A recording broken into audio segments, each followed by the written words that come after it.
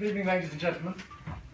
Welcome to the Business and IP Centre at the British Library for an event to mark the opening of applications for the 2015 Small Business Saturday 100.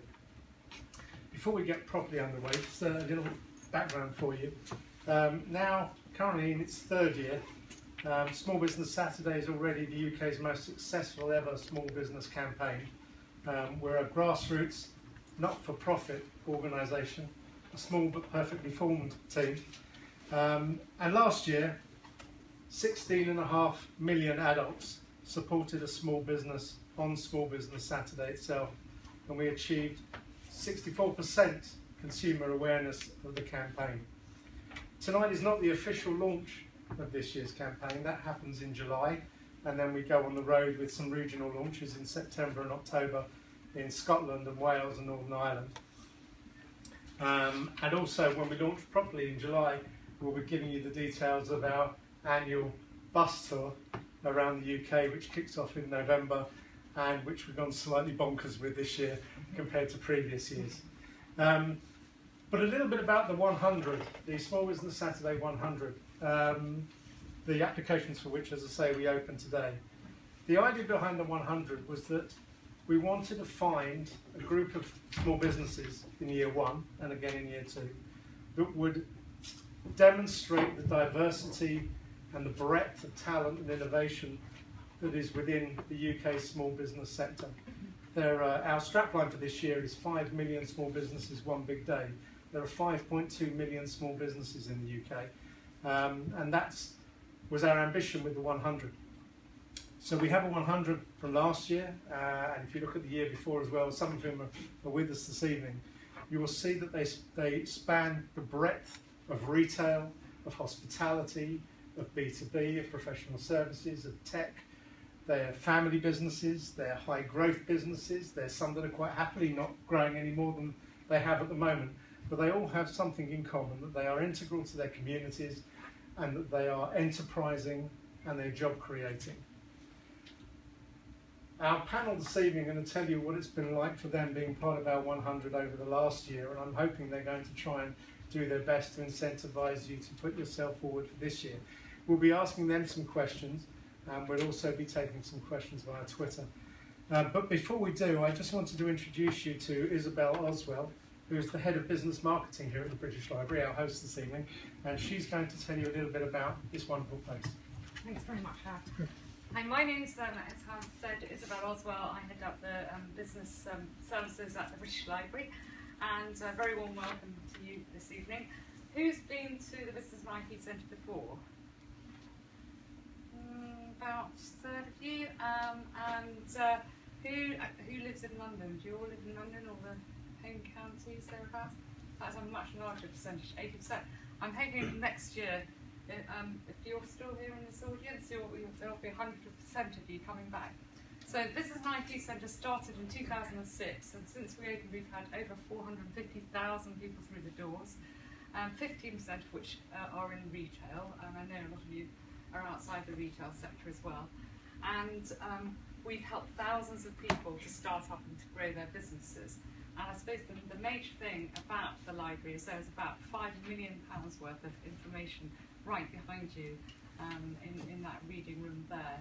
So we've got up-to-the-minute databases on intellectual property, on companies, markets, things like Verdict, Mintel, OneSource, Fame, and we have people on the desk all day, every day, to help you find the information that you need.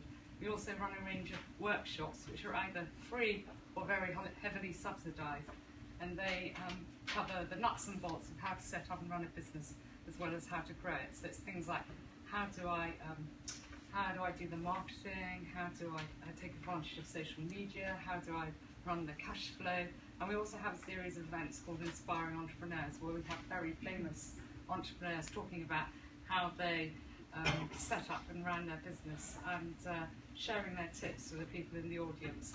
And for those of you who are outside London, we're now replicating this model elsewhere in the UK, so in major cities such as Birmingham, Liverpool, Newcastle, Leeds, and so on. And so please do come back and use us. If you're a London-based business, and a lot of you are, then you could also qualify for up to £10,000 free support. So we've got a programme called Innovating for Growth. It's funded by the European Union. We've only got another till September, in fact, to go, so another 3 months of the programme. And if you're looking to grow through innovation, so new products, new services, perhaps new business models, going online as well as retail, then we could give you a helping hand. It's customised to you, to your particular requirements. So if you do want to apply, and as I say, it's £10,000 worth of free support to you, then please do come and talk to one of the team after this event. And we're all wearing British Library badges, so you ought to be able to identify us. So all I want to say is good luck, and please do come back and use it.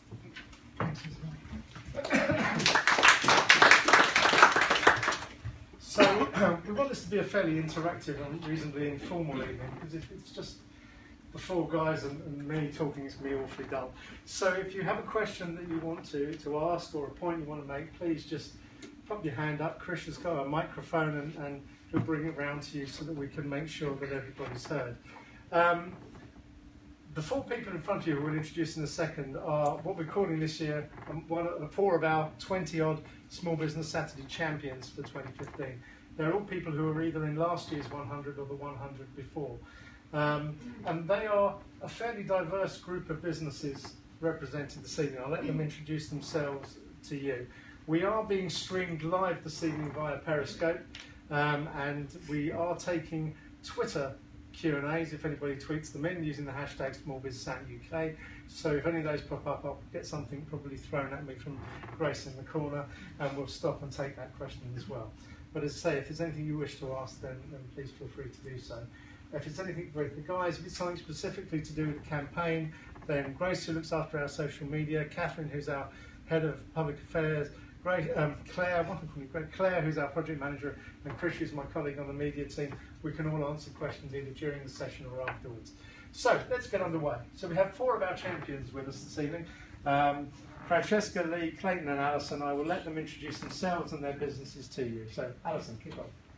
Hi, I'm Alison Edgar. I'm the Managing Director of Sales Coaching Solutions. We're a sales and customer service training provider, and we work with small businesses to teach them how to integrate the sales process into their company so that they sell more stuff. And I was chosen last year as a 100 winner, and it was an amazing experience, so we'll cover a little bit of that a bit later on. Thank you. I'm Francesca Kent and I own Crafty Revolution. It's an online shop selling handmade goods for home and children, so ranging from PK t-shirts to crochet coasters, full of colour and original designs. I, again, like Alison, was last year's top 100 and this year's champion of this year's campaign. So that's me. Good evening, my name is Lee Parker. Having been in the technical recruitment industry for over 14 years, 5 years ago I set up Parker Sourcing. We specialise in providing contractual and permanent employment within the advanced manufacturing areas to include defence, aerospace and automotive. We originally started off to focus on small business within the UK, and that's gradually over the last 5 years grown to support companies throughout Europe.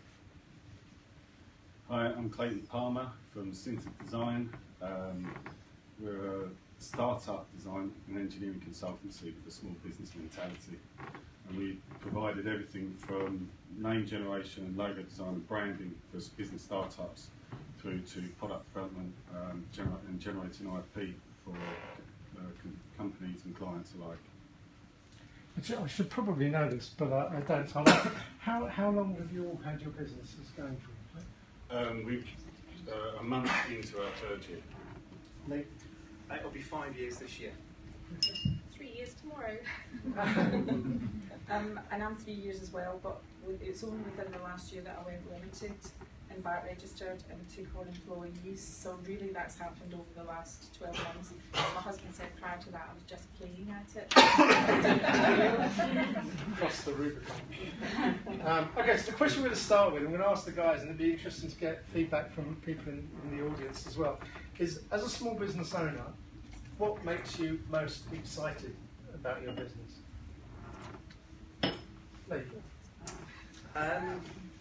Well, having established myself within the industry, working for blue chip and corporate companies, I think at the time it was very hard to be very individual within the industry. When I set up Parker Sourcing, I was extremely excited because I could create my own ideas, push those ideas to market, and I think as the business has grown over the last 5 years, the industry has changed. And I think being a business owner, or certainly part of a small business, you've certainly got a lot more movability to be able to adjust your business based on your client demand. There's that. There's obviously the rewards that come from running your own business as well. Rewards that I obviously like to share with family and friends that have helped me establish a business. Making stuff and hearing clients and friends and visitors to the company go, wow, why didn't we think of that? It's really rewarding, and when your clients say that, you know that you've hit the right mark with what you've provided. Francesca? I think you guys have already said it. Being my own boss, having the flexibility to work incredibly erratic hours around my children and family lifestyle, and just having a different set of feedback from what I did previously. I was in HR beforehand and kind of started out in a different direction from that. So really, it's just the rewards and doing my own thing. And a bit like me, I come from corporate land, so I've worked for BT and Yale, and where you get sales trained to death. And then working with small businesses, they've got fantastic products and services, and they inspire me every day, but they don't know how to sell them.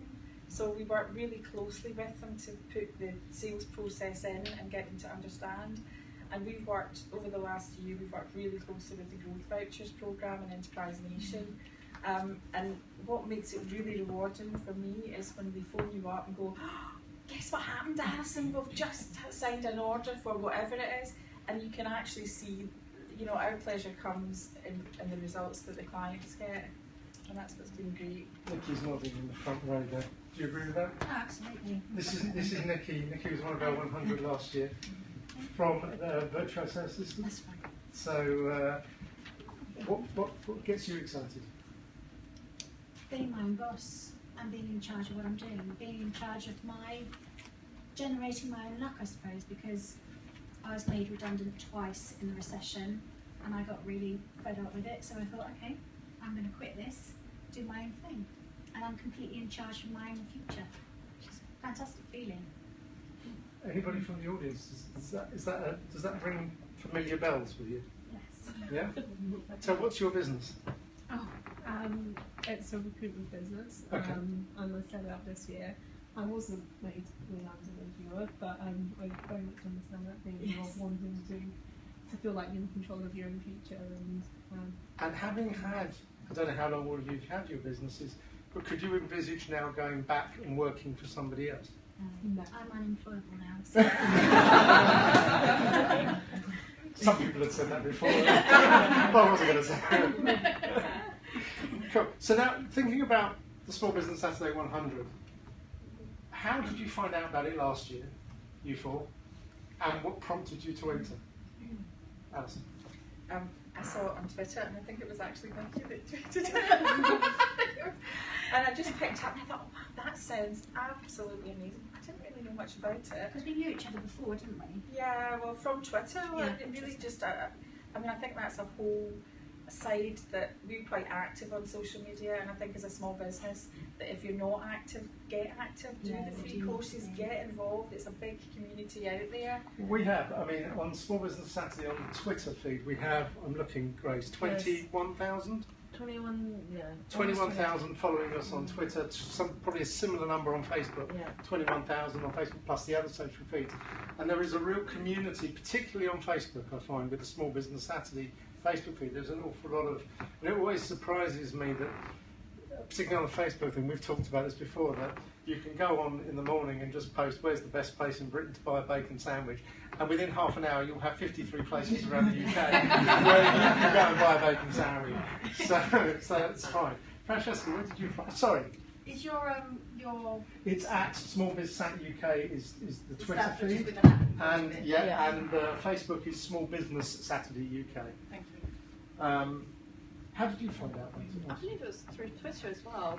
So looked them up, looked you guys up online on your website, and then thought, well, maybe I could. Maybe, you know, kind of umming and ahhing about it, and then kind of took the plunge to apply. So It didn't hurt at all, did it? No, it didn't. No. Not at all. Lee? Again, it was social media. You know, Facebook, Twitter, the obvious platforms. And I think where I was at when it was launched in its first year, I don't think as a business I was really ready to promote it at the scale which Small Business Saturday can support you. You know, it was last year. I thought, right, let's accelerate it now. I went to the website, had a look at the pre-application brief, and rather daunted about the YouTube application because I'm not really savvy when it comes to recording myself. But We didn't really need those last year. It was Oh, just right. my own warped pleasure that we put that in. Warped pleasure. Yeah, you know, I submitted it, and I thought, you know, let's try and do this. And I remember being told that I was part of one of the top 100 through an email. I was actually on my first wedding anniversary in New York having a meal. My wife was saying, "What are you doing looking at your phone? Not that I usually look at my phone." And I told her the news, and it should be an exciting day or evening anyway, shouldn't it? But it kind of excited me a bit more. But yeah, it just felt the right time to do it last year. I'm going to back the trend. Mine was whilst making a bacon sandwich on a Saturday morning, and I heard it on the radio. Oh, okay. Yeah, so I heard them advertising Small Business Saturday leading up to Christmas on the radio that you should go out and support your small businesses. And so I heard it from, obviously, media platform, and a very popular media platform in London as well, nationwide actually. I believe I was listening to Talk Sport at the time. Okay. The run up to the football. I've got Russell in the audience over there. So it was away, Russell. Russell was also one of our champions this year. He owns a business called Fifth Dimension Chocolates, which is luxury handmade chocolates, which if I had my way would be in the 100 every single year. Actually, quite disappointed you've not turned up without a sort of cart. You were one of our 100 in year one. That's right, yeah. So how did you find out about it? Because I mean, year one we were really, I think the technical term is feeling our way.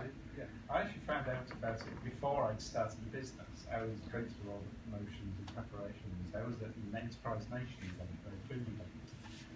Michelle Ovens came along, she spoke at the event. One thing I took back from that event was that the Small Business Saturday could be something good getting involved from. It came back, started following on Facebook, Twitter and things. Next thing I knew, we were one of the 100 businesses. Then after that, I was invited to 11 Downing Street the day before the Small Business Saturday. So we went for afternoon tea down 11 Downing Street. I thought, wow, this is something incredible. What's more from that, I came back to 11 Downing Street the following week. I got some orders from people I've met. See, that's the kind of success story that we like, in the sense that what we're trying to do is focus on one day, the 5th of December, but actually say to people this is a way of changing a mindset.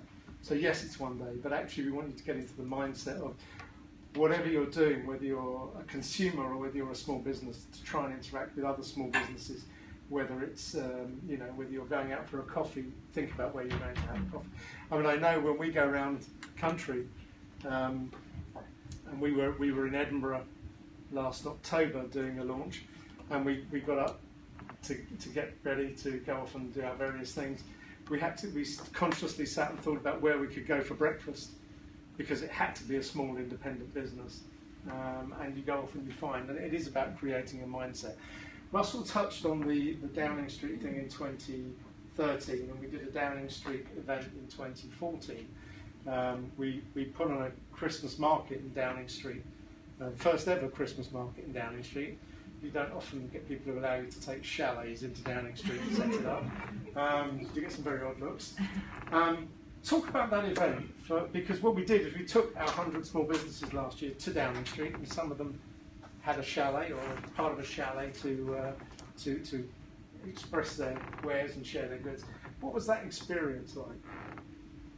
It's amazing. You know, what an opportunity. You know, once in a lifetime experience, really. So it's great to network with the other hundreders, as I call it. You get to meet, you know, guys face to face, and you get to meet each other you know, online, don't and you? online, but to meet people in person. It's great. It's great. I think it was a very surreal experience. I mean, obviously you see Downing Street daily in the news, and I think when you go through those gates and you walk down Downing Street, you think, is this actually really happening? Is it a stage? But you know, I think the key thing for me, which is echoed through the whole experience, is that the other hundreders, as it were, the support team, and you know, in some cases some high profile. So that, you know, I think Karen Brady was there last year. Everyone on that street was sharing the same vision and same passion, and that was to promote small business within the UK. And I think it's nice being able to mingle with like-minded individuals, all sharing the same passion and vision in terms of moving forward. I've been told that we need to use a microphone, so we can't pass it out there. Am I not loud enough then? Okay. I found the experience at Downing Street, it was quite overwhelming in a way, because you went there and there was a beautiful choir singing, and they had a Christmas fair which I thought you had to go to Hyde Park for. We've got popcorn and beer and pork pies, all from the different small businesses, and sampling some chocolate. And then George Osborne come out and sort of walked around and met everybody, and they were like, what is going on? But I have to agree with Lee. But what I do want to put into focus, it isn't just about the 100, the Small Business Saturday. It's about everyone, and it's about what you put in and what you get out of it. And there's many small business owners I know that have signed up to this and aren't in the 100 that have still got very rewarding experiences, although they didn't go to Downing Street, but hey, as you do. But yeah, it was brilliant, and whatever happens this year, I don't know what you've got planned. I think it'd be a good incentive for anybody to try and join. And I think, sorry, Alison. It's a surreal experience. From the 100, 8 of us were chosen to have the little chalets, like the Christmas market. So there was people that did beer and popcorn, and there was another one, Biz Tweet. They're quite active on Twitter as well with Small Business Saturday, and myself. And we got to meet George Osborne and Karen Brady, but me being shy, quiet and reserved, I got a selfie with Karen Brady. Come on, Karen, let's get a selfie. And it was that sort of experience, but I think it was really surreal. And one of the things, it's going to sound a bit crude, but when we arrived, we had to go to the loo, and I said to Michelle, I said, where are the loos? And I was expecting like a porter cabin round the back or something. They went, no, you just knock on number 10. Really? And I thought she was winding me up. She goes, no, you knock on number 10. And I was like, and I knocked on the door, and the man let me in. And I think that was the whole sort of experience. But again, it's the Downing Street thing is to raise the profile of the campaign. And I think it's a blessing that we get to go, but again, it's just the pinnacle so that people talk about the campaign, which is the real crux of the whole thing. I think one of the things from our point of view is we are a small team, and for the campaign to be successful, we need our foot soldiers on the ground to go and deliver that campaign in communities around the country. We're very lucky that we have the support of a number of different organisations, the Federation of Small Businesses, the Northern Ireland Independent Retail Trade Association, I'm bound to forget a few, who help us deliver on the ground in their communities Small Business Saturday events. We have people who celebrities who come on board and help us and support us and record videos and tweet on the day. But at the end of the day, it is a grassroots, grounds up campaign where we're trying to provide the tools and the marketing campaign that people can take and use in their individual communities. One of the ways we do that is we provide you with a downloadable marketing pack with posters and all sorts of other ideas and hidden tips. We're going to show you in a little while a video on tips on how to make a video for your small business that one of our small businesses, BTube, has prepared for us. And we try and support you by providing as much local PR and vertical media PR as we can in your area to try and generate. It is amazing. I mean, it gets to the point, certainly in the week or two leading up to the event itself, where we, between us, lose track of what radio station we're talking to, in which part of the country, at what time. All I remember is at one point on the Friday morning last year before Downing Street, I was on the BBC radio somewhere at 6:40 in the morning, and I have no recollections of which part of the country I was talking to. And then spoke to Michelle, who unfortunately our campaign director, who's not here tonight, on the phone, and she'd just come off from a BBC radio station, and she had no idea which part of the country she was talking to either. It builds momentum. In the week leading up to the event itself last year, we tracked 9,000 pieces of media coverage around the UK in the week leading up to. We had, somebody will correct me, 3.5 million Facebook hits on the day, 60,000 hits on the website on the day. We were a little bit concerned that it wouldn't take that. And we trended, my pride and joy, we trended at #1 in the UK last year, above One Direction. And that's where the similarity stops. But what it showed is it showed to us that people were getting out in their communities and doing things and sharing information. We know, for example, that Judy Dench tipped up at a small business Saturday event in Surrey. That was ours. That was yours. That was ours. Fantastic. There we are. We knew that. We had Chris Evans tweeted us on the morning. Dermot O'Leary tweeted us. James Carnes just recorded a video with us a few weeks ago. So we're beginning to get traction among people who want to support and want small businesses and want to get behind this campaign. So we talked about what excites you about your business. What's the biggest reward you get from your business? I'm not talking necessarily financially, but what's the reward? Alison? For me, it is the testimonials from now that it's not just me that delivers the sales training. We got a testimonial from people who are quite highly unlikely to sell. They do sort of scientific-y things, and they're not natural salespeople, far from it. And they went through the process with us. Again, they got a growth voucher, we worked with them, and they landed a contract for £350,000. And they're a small business, they're a two-man business, and for us it's to see the recognition that we get and the good feedback, which is one of the reasons that we get out of bed in the morning, to be fair. Pretty much the same. It's testimonials, the good feedback basically that comes off from a product. So, as I said before, I was like in HR before, and people's eyes would glaze over the moment I mention it, and this kind of thing, oh no, let's have a look at that. How is it made? How do you do it? So I think it's that kind of reward which is the most satisfying. Francesca was one of our 100 last year, and she I think with her arm slightly twisted behind her back, we did an event in Cambridge in a slightly strange cafe, as I seem to recall, and we persuaded Francesca to turn up armed with her sewing machine and various accoutrements and bunting or whatever, and ended up doing a nice TV interview for us in that was ITV Anglia, wasn't it? ITV Anglia in the that was area. definitely pushing the boundaries for me. You're fine. Yeah, suddenly thrown into the camera. And, yeah, but it's a good experience. Absolutely. What do you get from? What's your reward?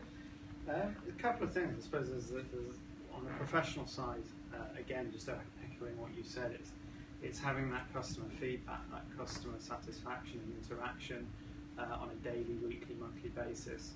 And on the personal side, I set the business up in my spare room. I didn't envisage it to be where it is now, and all of that really is down to business contacts, networking, friends and family, and relationships that I've developed over the years within the industry.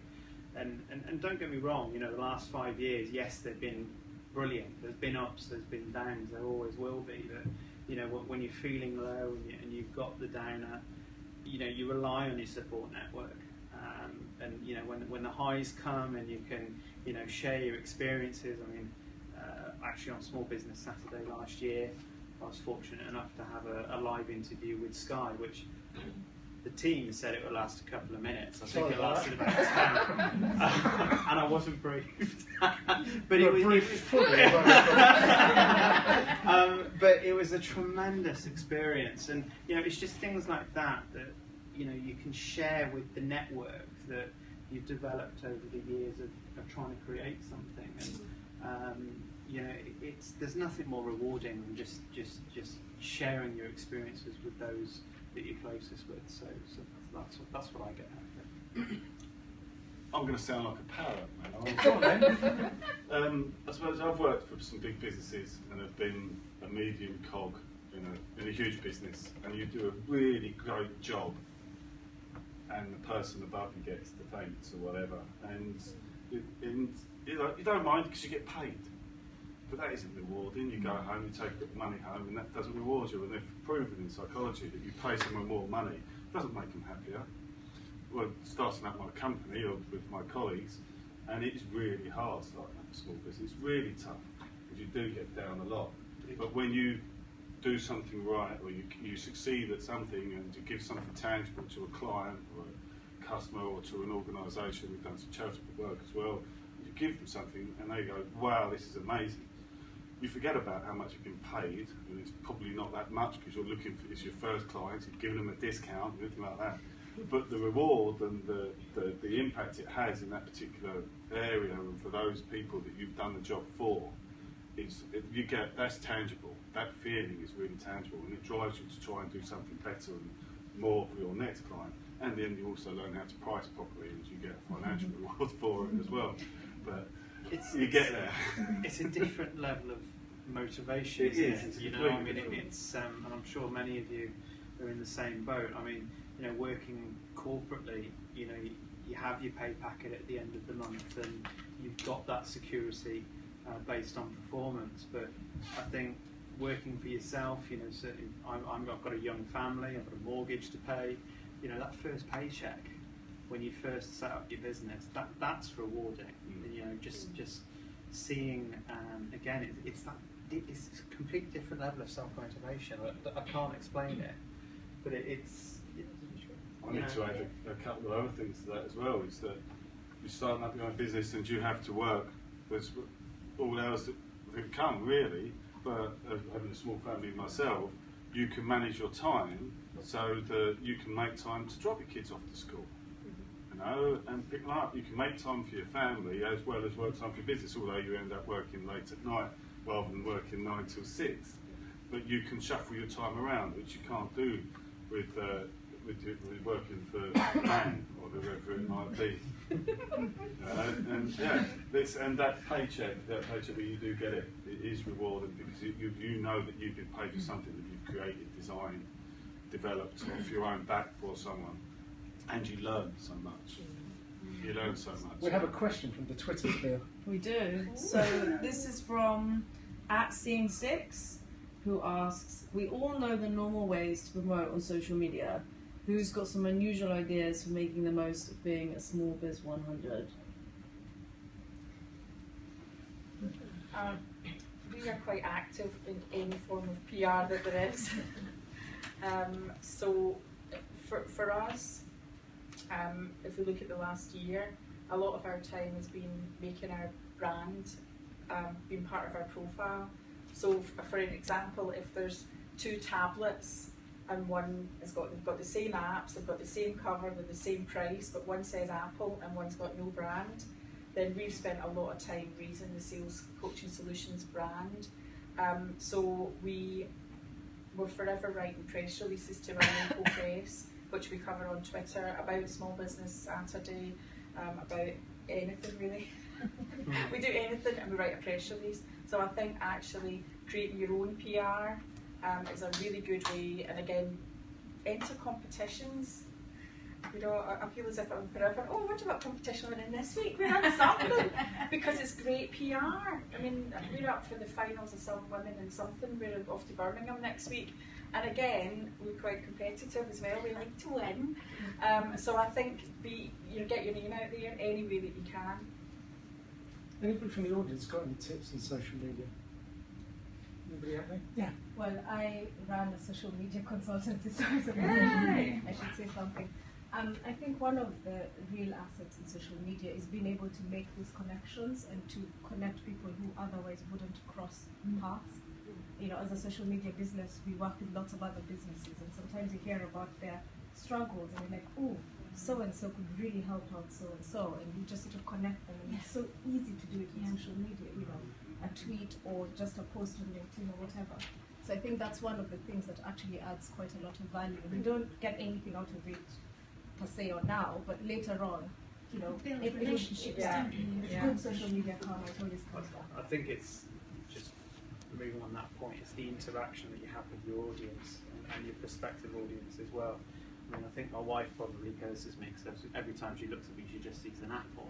But I think the point is, in terms of if someone is commenting, tweeting, liking, sharing whatever you're posting, make time, and I know it's hard, but make time to respond to them. I mean, I know you can get these platforms that automatically say thanks for following, but you know, one thing that I do, it's not personal.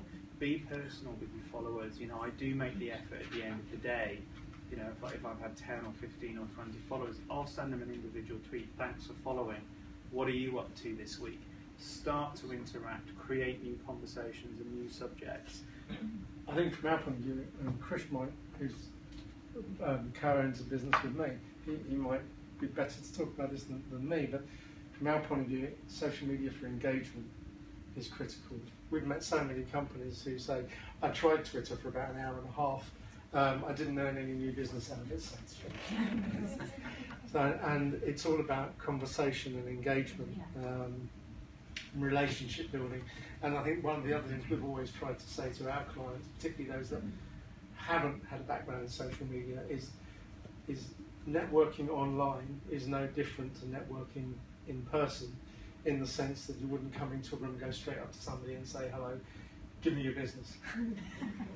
So you have to allow time for that relationship to build in exactly the same way and be in it for the long run. Yeah. We've got another question. Yes. This one's from Periscope though. Okay. So it says, can you sum up being a Small Biz 100 in 3 words? Well, I think we're going to go around all of them for this. 3 words. So they can have a rest. We'll start with Russell. 3 words, Russell. He thought he was only coming for a quiet evening. Can you sum it up in 3 words? It was exciting through the experience that I had. It was exciting, it was incredible, and it was worthwhile. There you go. It's called Nicky. Fabulous. I think you've thought of that before. I'll take handle. I'm not very good at 3. I use 3 when I can use 300. A privilege, exciting, and awesome. Amazing. Connections, and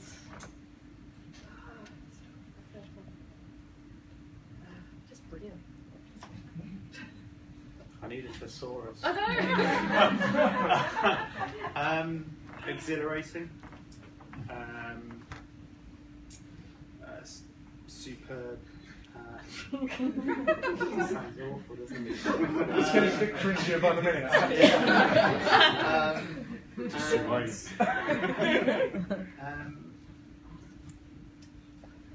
It's 2 words, but an opportunity. Ever growing, empowering and supporting. We're looking for any kind of small business to apply to become one of the 100. And we're looking for any kind of small business in the UK to get involved in the campaign this year, whether they're one of the 100 or whether they're not. That can be a new business, it can be a long-established business. It can be a business that started by a young person. I'm just looking down here, there are 26,500 people under the age of 21 who are directors of a small business in the UK. Any of those can apply. We've been talking to businesses in the UK that have been started up by people in their 70s and in their late 60s. We're just as happy to have family businesses. We're looking for businesses who want to be high-tech growth businesses, but we're just as happy to have businesses like we had in the 100 last year, a traditional sweet shop up in the north. Any kind of businesses. If it's your business and you care about it, then there's a place for you in this campaign. And when we come to go on the bus tour, we want to meet as many of those businesses as we can. From our point of view, the guys will bear me out. The bus tour is as fantastic an experience for us as it is, I hope, for the businesses that come and join us. We get to see some truly wonderful places and wonderful businesses. We also see some less wonderful places, but still some great businesses. And Catherine and I spent a day last year at the bus tour at a disused burger joint somewhere in the West Midlands. But fantastic businesses that came along, from a dog groomer to a travel company, from a hotel to an accountancy firm. So the message we want you to take back is, please have a look at the website and have a look at the application forms for the Small Business Saturday 100. It's really simple. We're looking for just a short video. Doesn't have to be Saving Private Ryan. Something very simple on an iPhone will do. Just tell us about your business. And if you can think of something about how you can make Small Business Saturday work for you in your business, tell us that as well. Applications close on the 17th of July, and then we will let people know who the 100 are sometime in the first half of August. But even if you're not one of our 100, please stay on board. There's plenty of things that we can do to help you and to support you and get you involved in the campaign in your areas. Closing words, I think, because it's getting quite warm in here, and conscious people probably need an elderflower cocktail or two. One reason why people should apply. I was going to respond. Go. I can't think of any reason why you wouldn't. It's free. It's an ever-growing network. I mean, you asked for one reason. Yeah. I led that with why you wouldn't. But it's growing. It's free. It's supportive. You can meet people in all different businesses that can give you advice, point you in a direction for guidance. And there's also possible clients there. Small businesses make their money from other small businesses. Very few small businesses make their money from big companies. So you need to be part of a network of small businesses to help drive your business forward. That's all I've really got to say. I would say you're already very passionate about your product. If you want to meet other people that share that passion, not necessarily about your product, but promoting your product and helping you promote that product, join Small Business Saturday UK. No money, no networking group can offer you what Small Business Saturday can offer you. It's a unique opportunity. What I would also say is, even if you're not successful as part of the 100, you can still get a media pack. Absolutely. You can still promote Small Business Saturday, and who knows what will happen the year after. But I think the key thing is, we're all here for one reason, and that is to promote small business within the UK, locally as well as nationally. I think whether that is promoting your own business, shopping local, I think Small Business Saturday as a body in itself over the last 3 years it's grown every year, and I think the first year, obviously it was relatively quiet on its launch, but the second last year it was huge growth, and I think this year with the Inspire series as well being launched, it's a great platform for you to launch your business and also promote Small Business UK. I should just touch on the Inspire series. If you go onto the website, Inspire series is a series of free workshops that we're running around the country during the course of the year. They are free to attend, and they're streamed online, so you can watch them afterwards as well if you miss them. They're all listed on our website, smallbusinesssaturday.uk.com, so feel free to go on and dip in and out.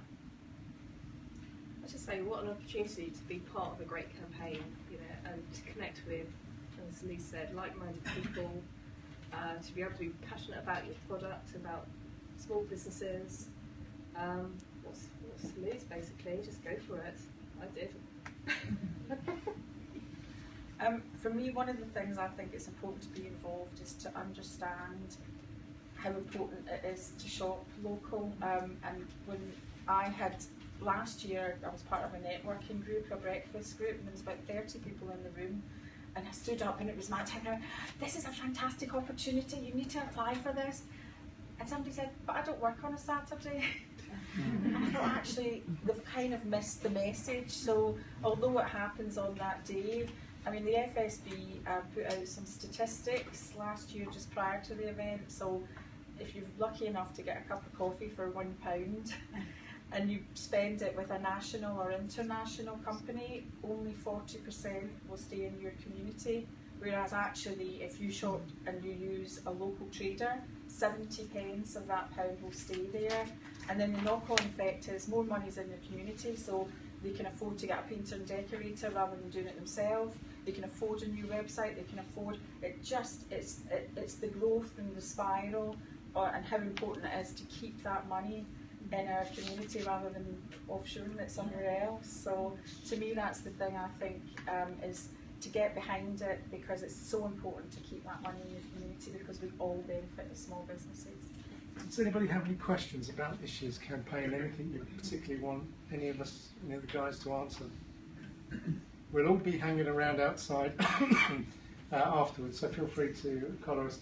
Just before I finish, we don't know what we're going to be doing. The guys have talked a little bit about the Downing Street events for the last couple of years. We genuinely have no idea what we'll be doing this year. We haven't got around to starting that. But just my favourite Downing Street story from last year was we had a company now 100 last year, which was called Sketch a Pet, which was a guy who took, you sent him your photograph of your pet and he drew it. Beautiful sort of caricature of the pet. And I was standing in Downing Street and he had a carrier bag, and I said to him, "What have you got in there?" And he said, "I drew a picture of the Downing Street cat." He said, "And I was hoping if the Prime Minister had been here that I might be able to give it to him. But as it's the Chancellor," so I said, "So what are you going to do with it?" He said, "Oh, I'll take it home with me." And I said, "Well, don't take it home." I said, "Go on to number 10, knock on the door, and just tell them what you got and see what happens." And he was, and I said, "No, go do it." And he went and did it, and he disappeared. I was getting quite concerned that he might have been kidnapped. And eventually he wandered back out. And I said, "What happened?" He said, "Well, they were so excited." He said, "They took me inside, I got put in a room, they went and found the cat." He said, "And now," he said, "I have a picture of me inside number 10 Downing Street, holding the cat in one hand and my picture in the other." And that for me just summed up the day. I thought it was a great afternoon. Whatever it is we do this year, we will do something similar, and we'll have a lot of fun around the country. So whether you're in London, we will be in London with the bus at some point. We will be pretty much everywhere else with the bus at some point, looking jaded and dazed and tired probably. But wherever it is, find out where the bus is coming, come and see us. But please get your applications in, because it's a clean slate, it's an open mind, and we're looking for 100 really fantastic businesses to represent the UK this year. So thank you for coming. Thanks to Alison, Francesca and Lee and Klayton. I'm sorry for bouncing Nicky and Russell into answering questions, but thanks very much. If there's anything you want to ask us afterwards, then feel free. Myself, Claire, Grace, Catherine, Christian. Claire is now going to push a button because I'm not really allowed to, because something terrible will happen. This is a short video that our friends at BTube have prepared. It will just give you some tips on how to prepare a video for a small business. Do you want us to move out of the way? Yeah, go right there.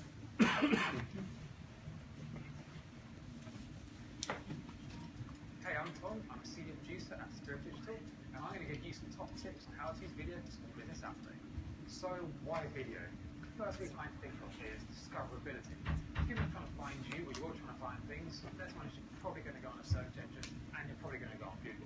YouTube is owned by Google. The two are completely linked. So if that means people are searching the type of service or product that you offer, you're much more likely to be found if you've got good quality video on YouTube. The second reason I can think of is is engagement. So when you're on the internet and you're looking at pictures on Instagram or you're reading blogs, you might not stay with them very long. That's a picture, maybe 5, 10 seconds. But a video, it could be 30 seconds, it could be 2 minutes, it could be 5 minutes, depending on how you do this and how well you do this. Engagement can be a lot longer if you make good quality video.